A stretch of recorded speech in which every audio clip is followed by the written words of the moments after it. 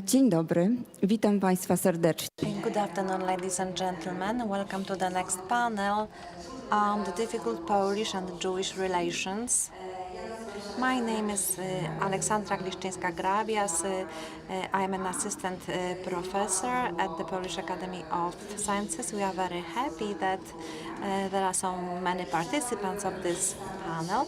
I would like to introduce our panelists. I will start with Mr. Marian Turski, who has agreed to provide a brief introduction to the panel, and I think it will be a great beginning to our discussion. He was born in 1926 in Druskienniki as Moshe Turbowicz. He was 14 when he was brought to Łódź ghetto, when he acted in the underground organization. So in the last transport, he was taken to Auschwitz-Birkenau. He lived through 2 marches of death. He's a historian and a journalist since 1958. He chairs the historical department of Polityka magazine. He wrote several books. One of the last books is Don't Be Indifferent, the 11th Commandment. It was published several months ago by Czarne editors. He is the chair of the Polin Council of Polish Jews. He's also acting in the Polish Jewish History Institute. He's also a member of the International Oświęcim Institute. And this year he was selected. He was selected the chair. He has distinctions from France, Germany, Austria, Luxembourg. Before we continue the panel,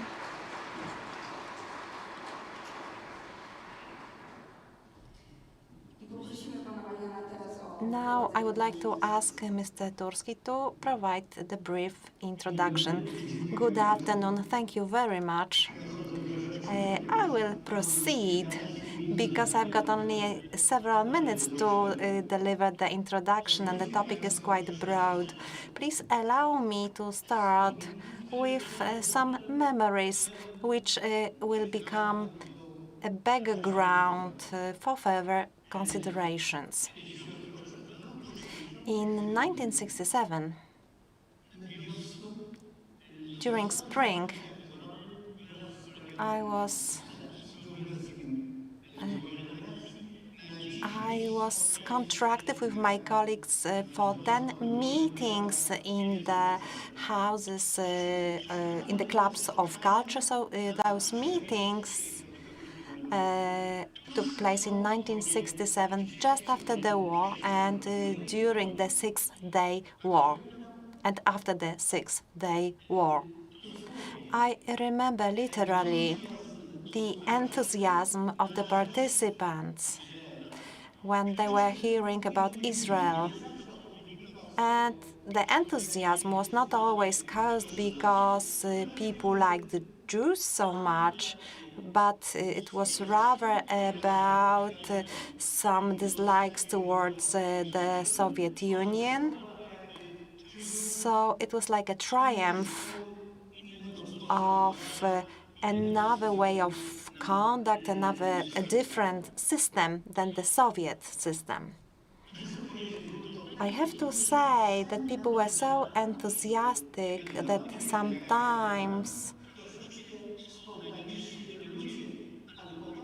I was so spontaneous, and I was telling the participants, but so many people are killed there. Do you remember this? Are you thinking of this? And they didn't take the message.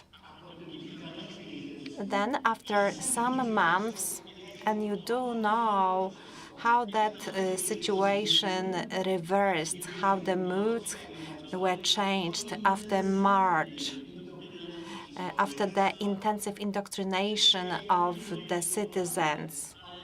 I don't want to say that the society were not vulnerable.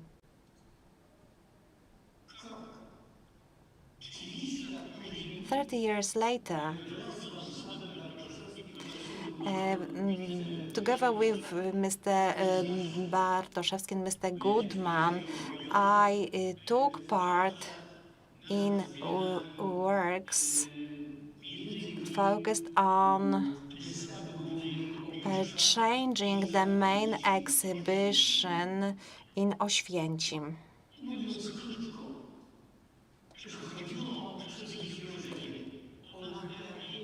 We were asked to fix the process of the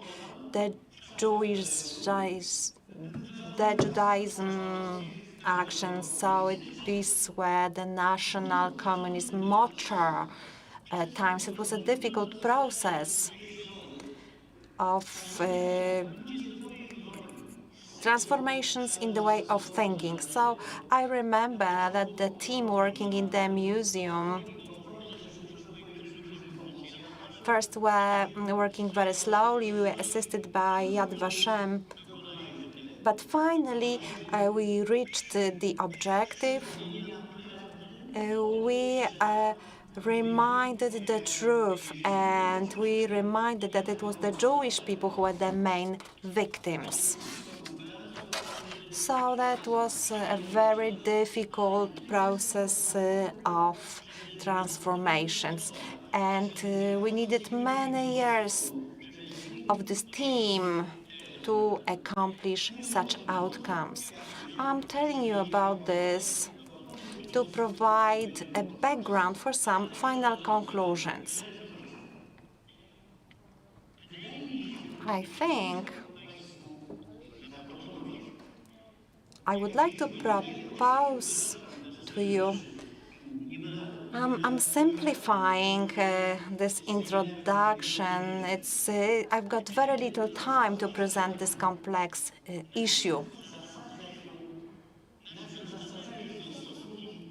So when we are thinking about the sources of the Polish and Jewish relations, I can see three levels. The first one is the condition of the society. The condition of the society, this is something that is shaped for ages. In the modern time, of course, such aspects are accelerating a lot. So what influences the condition? Financial status. It's also a part of religion.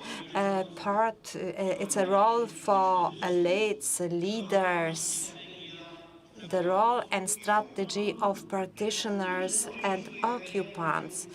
So there are some subtopics, for instance, Jews as intermediate agents between peasants, Jewish people as competition to German middle classes or competition to intellectual works, Jewish as escape victim, Jewish people as a symbol of theft, thieves of property of other people. So that's the situation. That was the situation. So the changes in the social conditions are usually time-consuming. This is quite natural, and we have to accept it. Secondly, the second theme, the second component, is the role of governments and authorities. I don't want to get back to Bolesław Pobożny or Kazimir the Great or Jan Sobieski. I would like to focus on the post-war time. In the times of the Polish People Republic, there was this manifesto for providing equal rights to Jewish people. Well, actually, I also have to refer to the French Revolution times. So that manifesto was very innovative. It doesn't matter how we see it right now, but all the parties, including anti-communism or communist parties,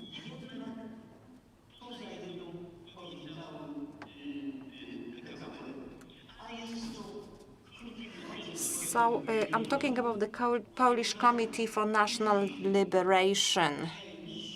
Then there was this need to make the minority legitimate.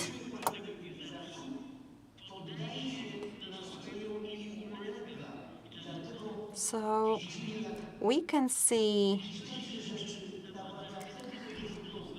the authority. It really would be convenient to get rid of such burdens. And for instance, in such cases as the case of Kielce, but not only Kielce, there were not that many people killed, not as many as in Łódź.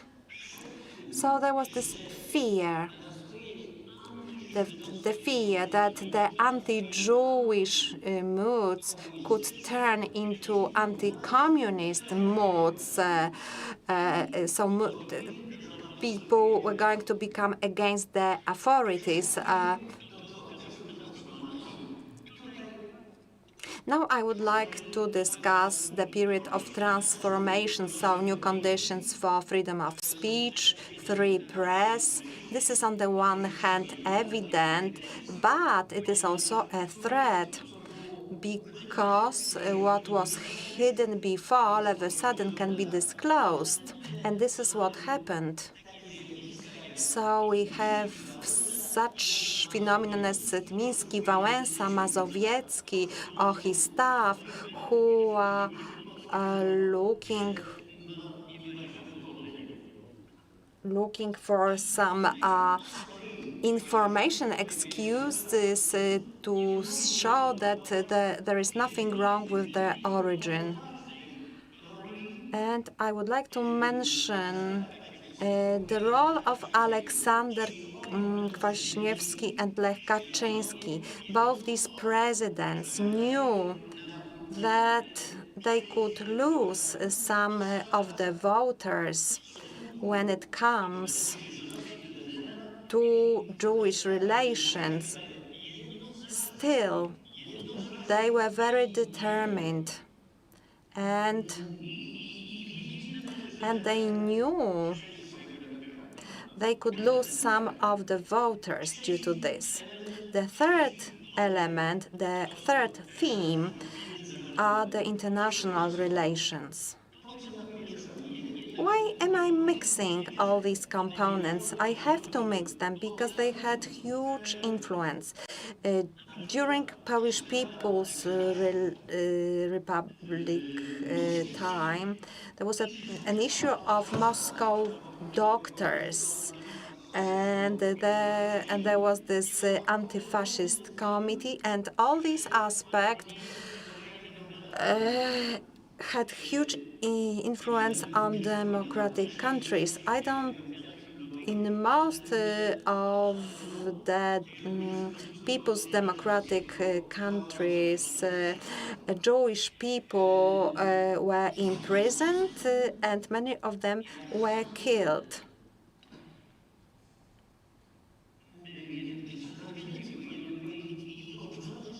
And I should say vice versa. So solidarity movement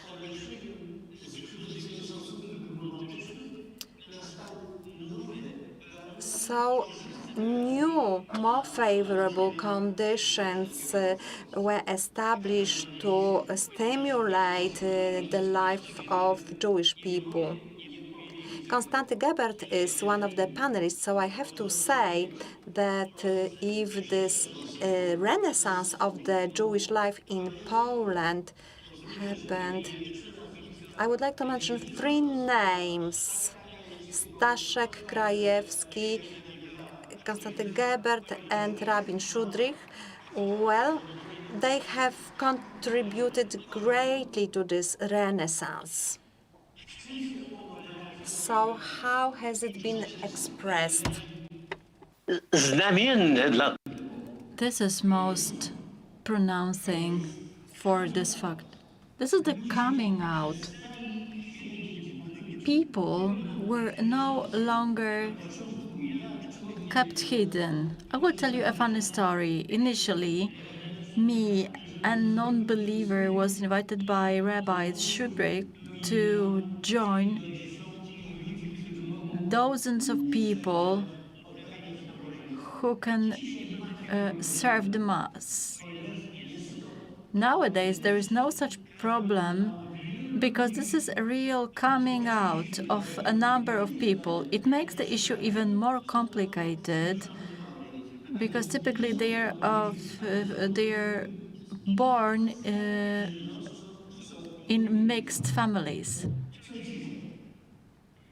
What about nowadays?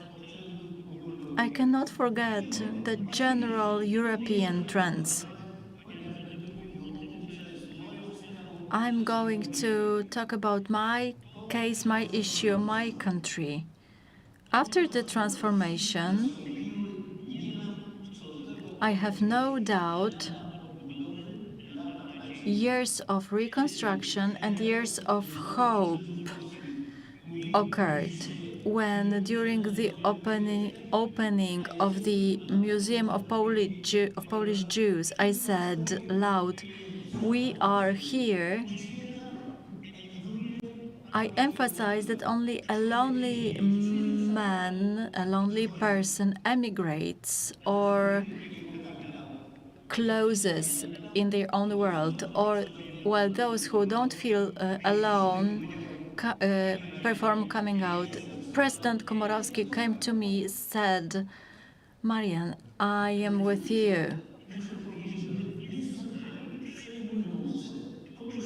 That was the time when we heard the announcement of the daughter of the legendary ghetto personality.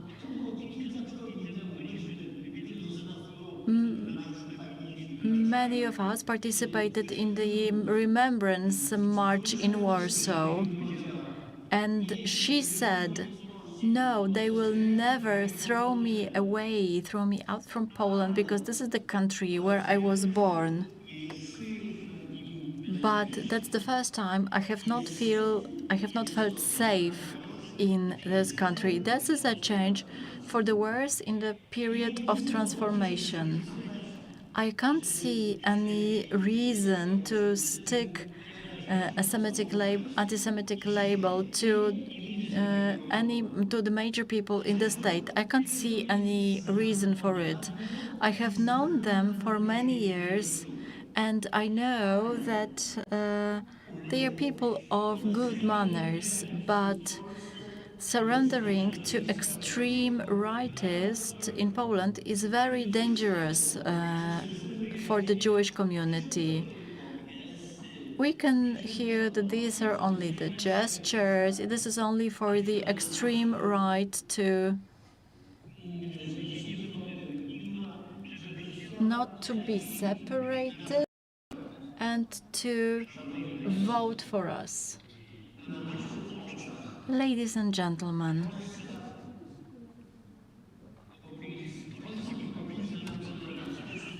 Polish nationalistic populism is now confronting Israeli nationalistic populism. One tries to find strength on the other. What can we do to stop, to break the food chain?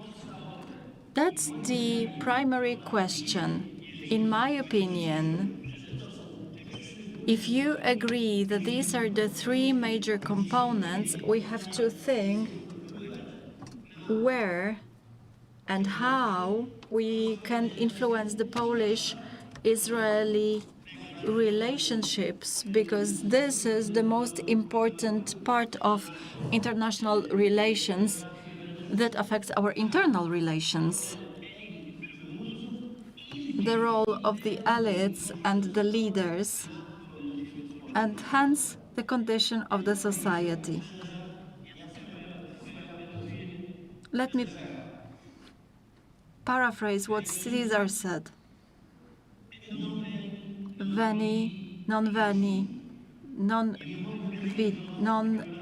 Veni Dixi. I am under quarantine under tomorrow. I can't see you face to face, only via Zoom, but I could tell you something. Thank you very much.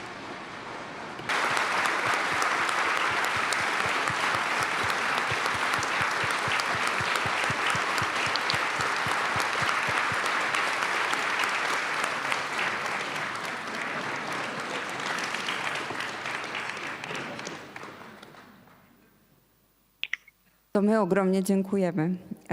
I rzeczywiście Thank you very much. Every sentence can become a question or a starting point for our discussion.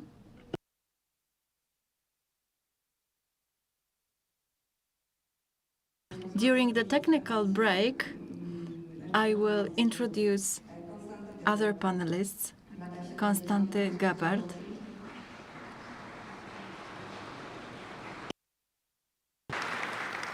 współzałożyciel żydowskiego co-founder of the Jewish Flying University, who has been continuing his involvement and interests initiated at the time, the author of several books. His new book will be published next year. Michał Bilewicz, social psychologist running the Center Against Prejudice at the University of Warsaw. He investigates anti-Semitism and national remembrance in the regions where homicide took place. Jan Grabowski, the professor of history at the University of Ottawa, member of the Royal Society of Canada, and author of a number of papers and studies on the annihilation of Polish Jews.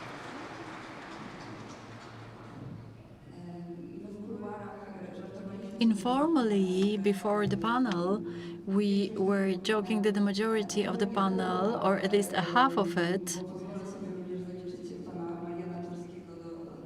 because I will introduce Marian Turski as part of our panel, have been my clients in the cases of court procedures against them. I do hope that during today's debate we won't hear any statements giving the grounds for lawsuit. Marian Turski has not had any legal problems yet. I will come back to it later on, but I would like to refer to what Marian Turski said at the very end about the confrontation of populistic nationalism. That's the question to us all on how to find an answer to the phenomenon that can be observed everywhere, and as a result of it, any Polish-Jewish conflict is treated as freezing the relationships, as it happened some time ago and is happening now. Konstanty? I think there is no actual symmetry. On both sides, we have equally stupid governments which manipulate history in the same way. But contrary to what we think, Poland is not important for Israel. Israel has its own problems. The fact that an act was passed against Jews in Poland is like, well, I don't care. In the crisis in 2018, it was exactly the same. Several hundred Israeli people came here to do shopping, to do some sightseeing, and nobody was interested in the crisis. Nobody cared for it. From the Polish perspective, it looks different. Israel is not important, Jews are important. Not because we talk about the real, actual Jews.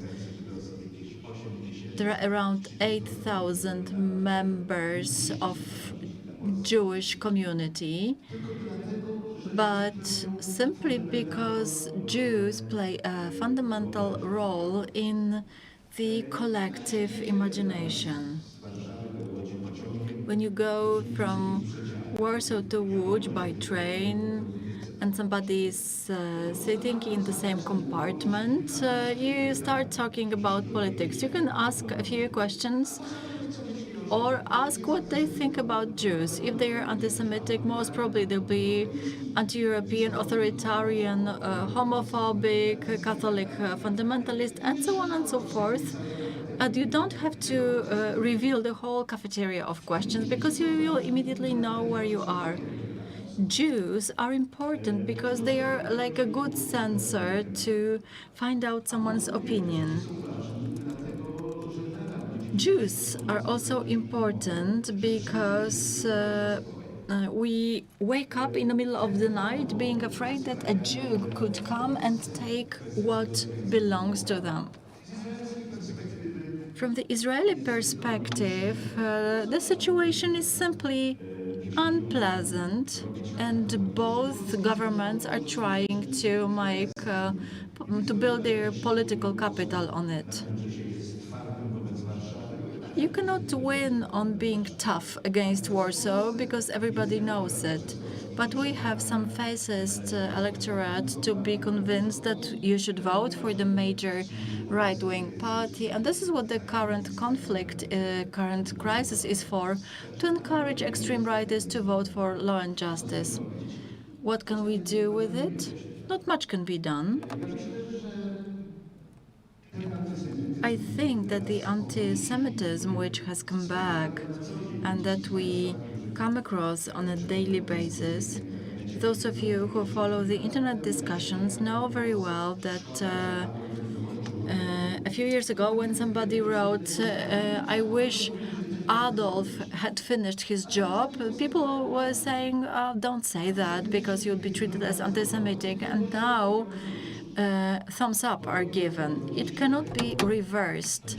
Similarly to the situation that no restitution of the Jewish property can occur. It's like 500 plus benefit program. It's collective achievement that we will not give away or return. So it will be as it is. Let's hope it's not going to get worse. Well, I can see some grounds for 2 lawsuits in what you said. Jan? Yeah, I earned my lesson. I do agree in 95% with the previous speaker, which had not happened before.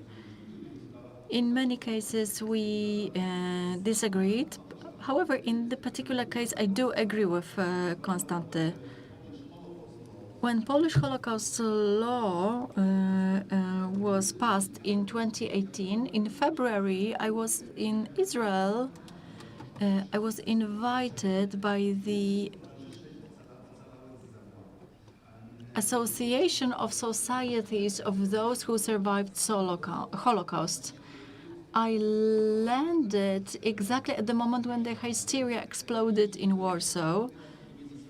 The echoes of the situation was extremely strong in Israel then. When my plane landed,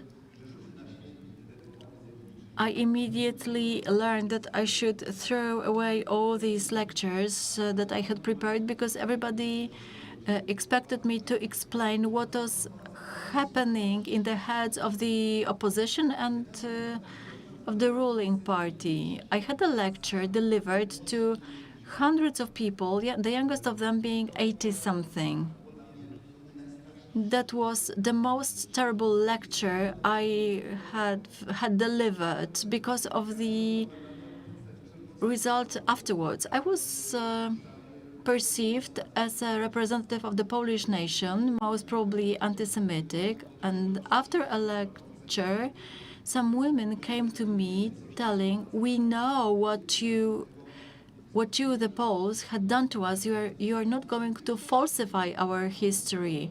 The emotions were temporary, but very strong. We must not underestimate the stupid things that are done on the political arena, because they are translated onto the relations. What it is about the attack on the history of Holocaust.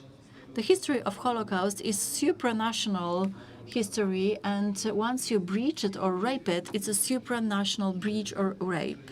That is why it's a coincidence of several factors. So in Israel, it is not as important, but it's gaining importance with time.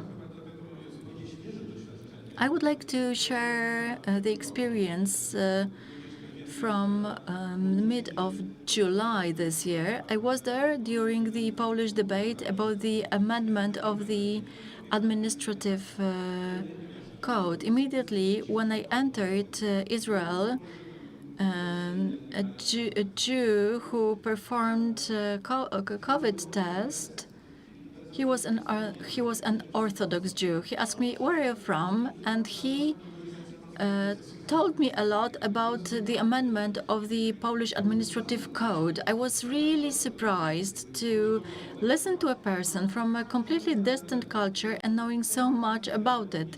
This topic is a hot topic in Israel. It shows the symmetry between Poland and Israel. For both countries, it shouldn't be so important. This is the psychological, the mental importance that helps us forget the actual problems, such as the huge tragedy of the pandemic in spring.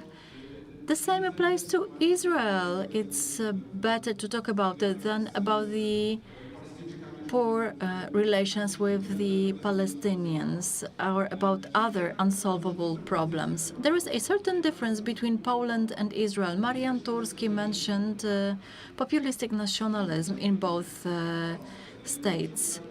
In Poland, when we carried out research on the mutual relations between the Poles and the Israeli, the 25% of Poles declared their unwillingness towards the Israeli, and vice versa was more or less the same. In Poland, those who were against Israeli were those who are the right-wing electorate, whereas they were not present among the left-wing party supporters or civic coalition. In Israeli, it's more or less equally distributed. Yair Lapid, the liberal, is the face of the current conflict for the amendment of the Code of Administrative Proceedings. This is not only a problem limited to the nationalist right-wing party in Israeli, but a problem of populism in politics.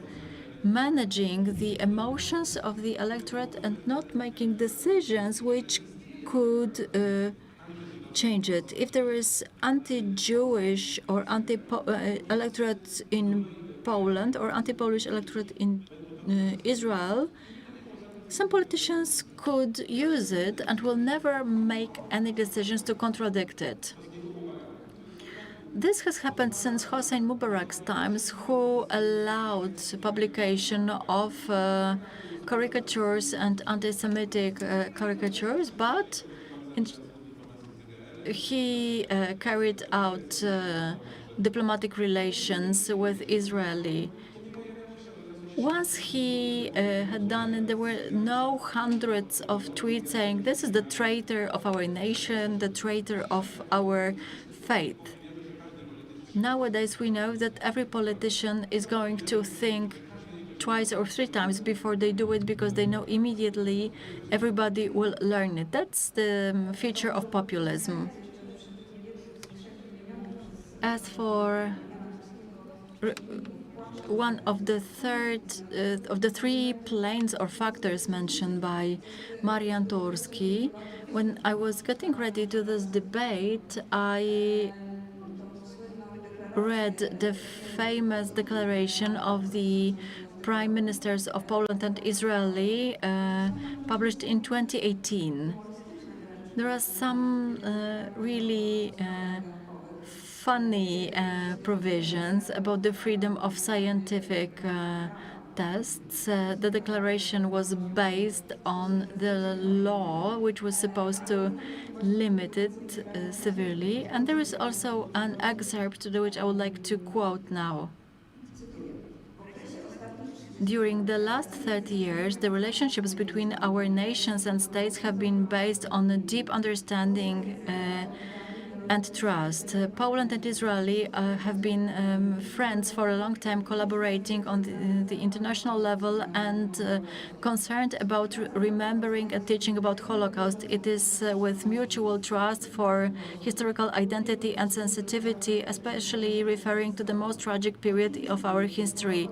It is obvious that Holocaust was an unprecedented crime committed by the Nazi Germany against the Jewish nation and all Poles of Jewish origin. Poland has always understood the significance of Holocaust as the most tragic moment in the history of the Jewish nation. And it seems that somebody lied, or everybody lied a little, or perhaps that was the time when there was a grain of truth in it, which must not exist now due to the amendment of the Code of Administrative Proceedings or the tension that we have been observing for 2 months. Konstanty. The declaration is really astonishing aberration. It is a document which is completely deprived of its force of law. It's a private declaration of Mr. Morawiecki and Netanyahu, not approved by the governments or parliaments of both countries. It is a mixture of wishful thinking, as you quoted, and blatant lies, such as the alleged saving of Jews in Poland being the dominant position, or that we should combat anti-Semitism as anti-Polonism. Every prejudice is terrible, but I can't. I haven't met a Jew who thinks that the Poles killed the God and eat Jewish children for breakfast. That's a certain difference. While ensuring that Poland has always understood the historical role of Holocaust is a nonsense. It's like a declaration of the Catholic University of Lublin, which on the one hand accepts the position of their professor that ritual killing was acceptable at a certain point in time, and that we also condemn anti-Semitism. Otherwise, we'll not be able to maintain the cohesion of this declaration. Politically, it's nothing new. However, when it applies to such fundamental issues as Holocaust, this is really disgusting. The only interesting thing is that Prime Minister of Israel, if Israel could be as disgusting as another Prime Minister. Znaczy, jeszcze raz, jako tutaj als historyker. As a historian, I have to say, I'm afraid that denying faults of this document is a bit risky. The fact that it's not legally binding, it doesn't mean that it doesn't have any importance in terms of being an evidence. On many occasions, I have been attacked by some Polish officials after my lectures who were using this declaration as the basis. So when we are talking about this term of anti-Polonism, thanks to the declaration, this nonsense, I don't really know, as you have said, rightly said, Poles really shaking the word, and we have to be against this conspiracy. So we have to remember that there are people who do not who do not know this topic so much. So these are lies and wishful thinking. So I don't know how the Prime Minister of Israel could have signed this document where we know about millions of victims of Holocaust, and it just shows that the Israeli government is desperate. They want to have allies anywhere they can. It's a dangerous document which is becoming important in itself. What was very important to me was the fact that representatives, officials of the Israeli state, historians of Yad Vashem, declared that non pass around. It's untrue. So they told off the Israeli government for this. So they showed a lot of courage, and I would like to see Polish officials to behave in such a brave way.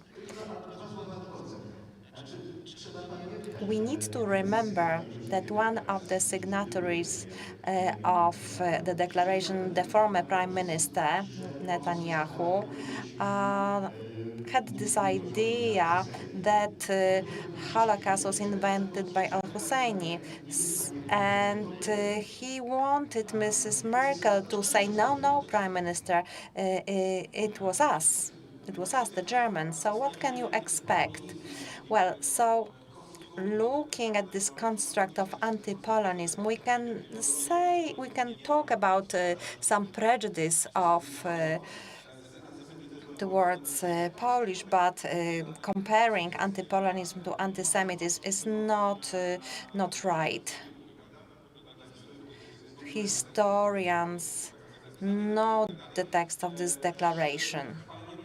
So also praising the Polish education on Holocaust, well, Polish teachers know how few hours school lessons are for this kind of education. So knowledge of Polish students concerning the Holocaust is very weak. So it's like wishful thinking, as Konstanty has said. And probably we will see a lot more of such documents. Next year, Poland will take the presidency of the Council Organization for Security and Cooperation in Europe. And we will see a lot of such documents, and they will be full of lies. Now there is the Czech presidency in the European Union, so there will be another Terezin conference. Now the Polish government doesn't want to admit, it's not very happy to admit that they have signed a declaration concerning Holocaust and how to resolve the issues of property of Holocaust victims. So very soon, similar documents will have to be endorsed by government of the European states. So I really am quite curious how the Polish government will behave. In the same declaration, we read about setting up a team on difficult issues between Poland and Israel. So if you were to be invited to this intergovernmental team, what would you emphasize, what would you stress as these difficult, complex issues and how to resolve them? It's a very exotic question, so I have to be very inventive. Well, I can't really imagine Minister Gliszczyński calling me and asking me to chair this team. He would be, let's say, head of the team for history.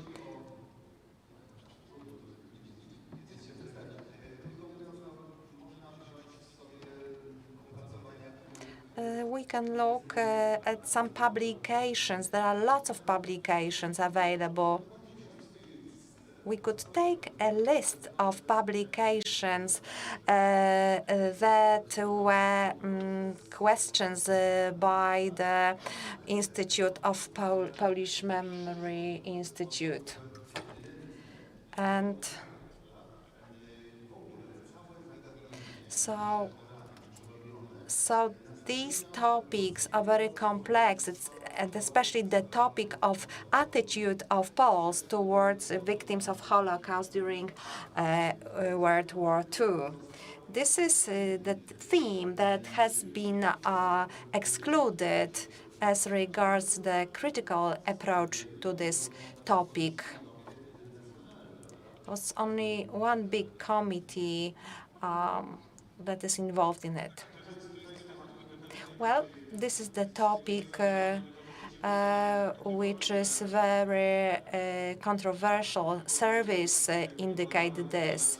So when we are asking Poles of their perception of Jewish people, well, these observations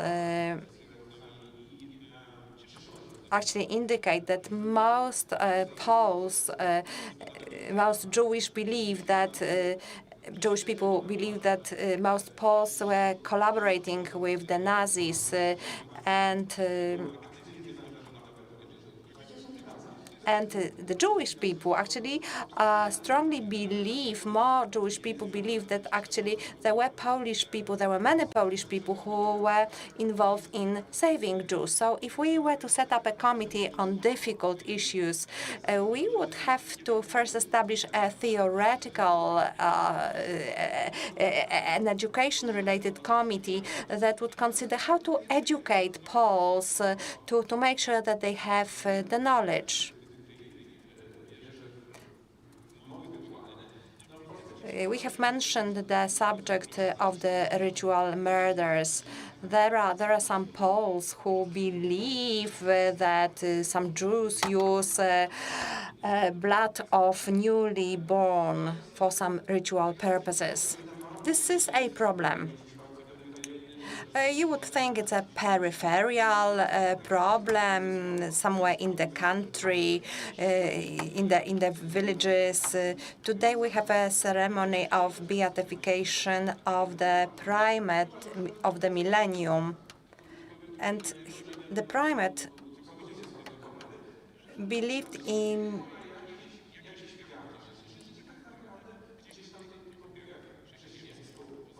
the. Actually, there is a mention of Jewish people using the blood. So people who have such views become personalities, just like the primate. Okay, what could you do in this committee? Well, I'm thinking which government in Warsaw would like to have such a committee. We have to wait and see.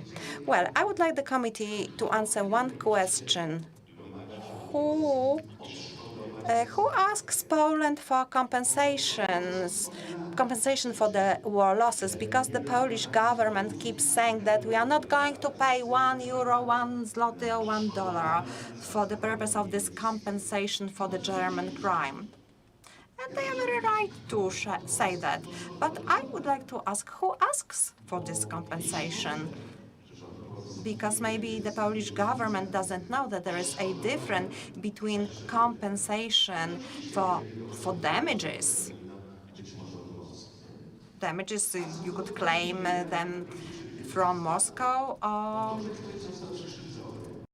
that somebody was harmed doesn't mean that some things were stolen from this person. I remember how Minister Brudziński 2 years ago said during TV discussion that Jewish people will not get anything. So I don't know what he meant, whether he meant the compensation or whether he meant the property that was kept. So that would be the question to this committee? Well, I would like you to be the chair of a subcommittee of this committee. We have very little time left, so let's address one more element, one of the three elements, so the social condition which impacts the relations. So a quotation by Jan Wolański. So this paper is on Holocaust, and this is what he writes. We also have to remember that the Holocaust-related discourse is only a way of describing it, but it's also a picture of us. It's not only about the strategy, it's also the evidence, how we understand ourselves and other people.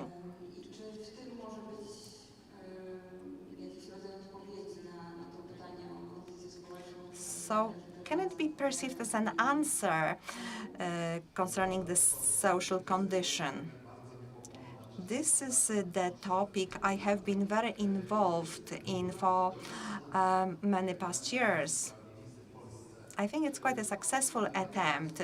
Marian Turski has mentioned it in the context of the Jewization of Holocaust in Poland. And this process of de-Jewization is very advanced. It's performed very vigorously. It's quite a dramatic process. The opposition very often goes hand by hand with the government. So this is the most tragic part of the Polish history. And we hear at the same time about Poles saving Jews. And the biggest problem to me is changing, falsifying the narrative about the Holocaust. And it happens very rapidly now. The Jewization process was taking place before, but now it has accelerated.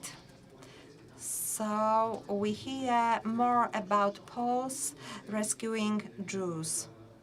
But I think Professor Bilewicz knows more about it. I'm a historian, so I am quite terrified that this action to change Polish people's awareness dramatically, and the results of the service you have mentioned prove it.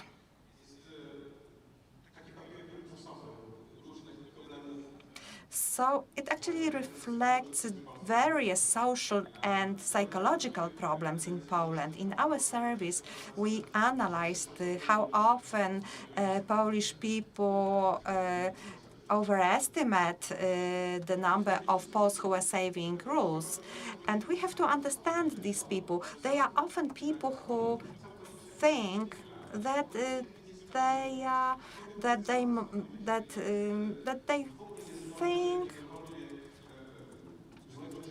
that they could not do any evil deed.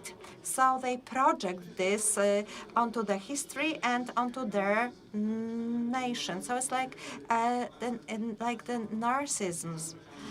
We are often talking about the collective narcissism. So there are many citizens who think that the nation is absolutely perfect.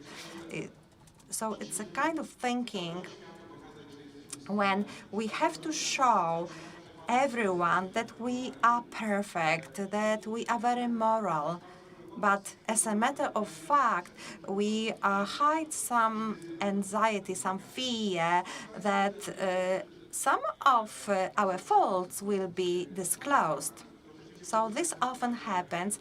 Another finding of our survey is that the people think of Jewish people as plotting people. So it's like a distrust politicians. And this is when people think, okay, if there are going to be some social changes, transformations, I have no influence on them. Somebody must influence them. So then we've got a politician who says it's the Jewish people who are responsible for the attack on the 11th of September. So these are the two key causes. So maturity of non-populist politicians is desired. I hope we will have such politicians, just like Aleksandra mentioned by Marian Turski. Turski. Politicians who will be aware that the voters disagree with the statement that in Jedwabne Poles murdered Jews, and this president will go to Jedwabne and he will say that he regrets for what has happened in Jedwabne. I took part in a panel about Holocaust, and somebody asked, how is it possible that 100 years after genocide, Turkey denies that the genocide took place? And Halin was so confused. And he said, well, we Turkish people have a very specific characteristic. We think that we are innocent. Everyone else was doing terrible things, but Turkish people never did anything terrible. And then the participants started laughing, and he asked, did I say something wrong? In Turkey, a party that would say that Turkish people owe something towards Armenian, whether Turkey is legally responsible, maybe there should be some post-Armenian restitution. So such a party would not be able to win the election in Turkey, because Turkish society are convinced that they are innocent. So it doesn't. So everybody in the world knows what had happened, but Turkish people will deny that they have done anything wrong in Armenia. And it's the same here. Some people in Poland think that the Polish nation is innocent, that they couldn't commit crime. Thank you very much. We have to close the panel. We didn't have enough time. Thank you very much to all the panelists. Warm words of gratitude go to Mr. Turski. And well, I'm afraid we will have to keep discussing these issues on many occasions still to come. And thank you, Ola, for moderating, facilitating this panel. It wasn't easy.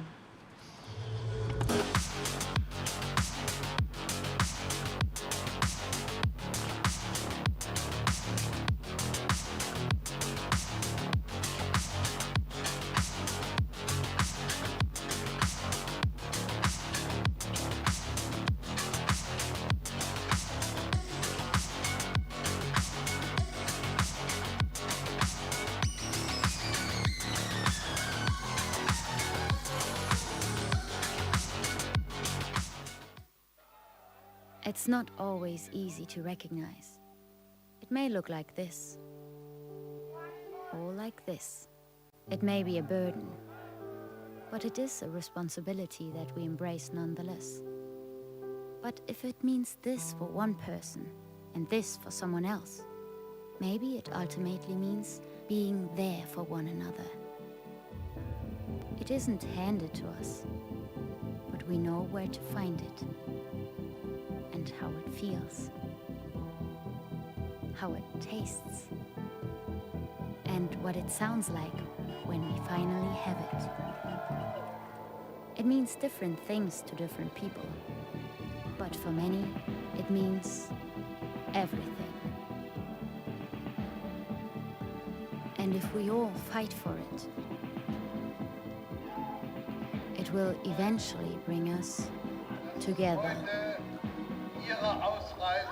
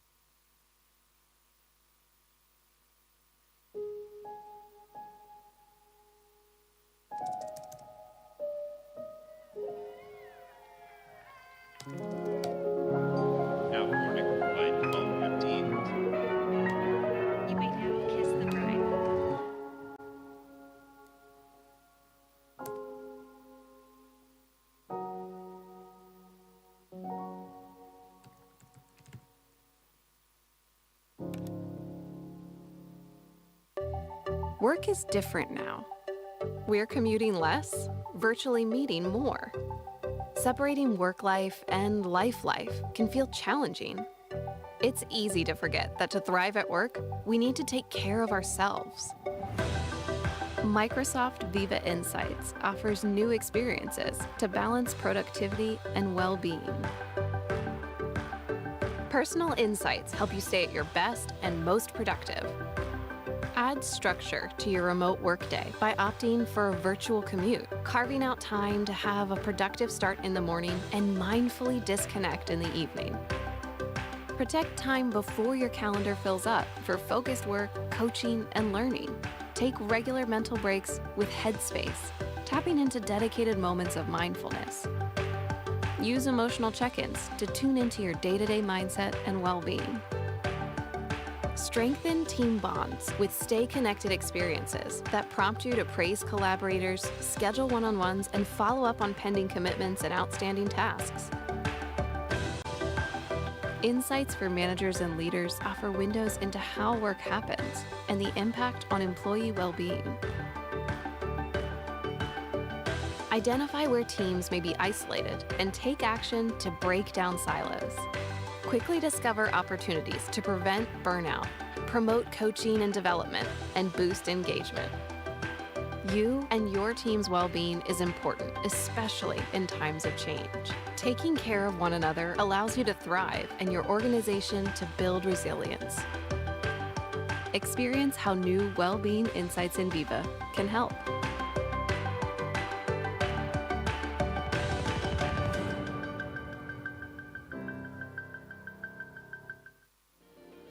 Liberté Talks. To, co ważne. Seria Liberté Talks realizowana jest dzięki wsparciu Google oraz Państwa darowizną. Na podcast Lex Publica zaprasza Zuzanna Nowicka.